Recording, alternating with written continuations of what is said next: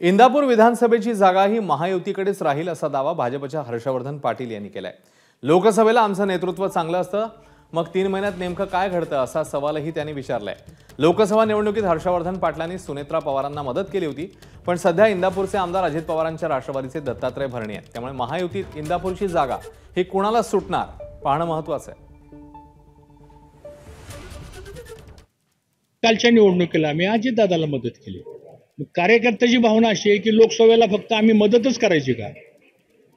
लोकसभा आली की तुम्ही चांगलं, सगळे तुमचे कार्यकर्ते चांगले, तुम्ही चांगलं, तुमचं नेतृत्व चांगलं, आणि असं काय 3 महिन्यामध्ये लगेच घडतं की ह्यांना बाजूला करा।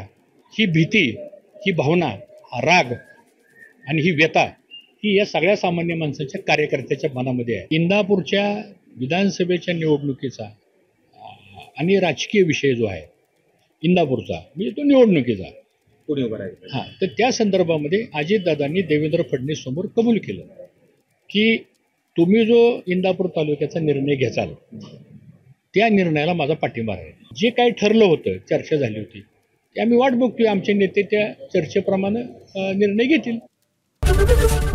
एबीपी माझा, उघडा डोळे बघा नीट।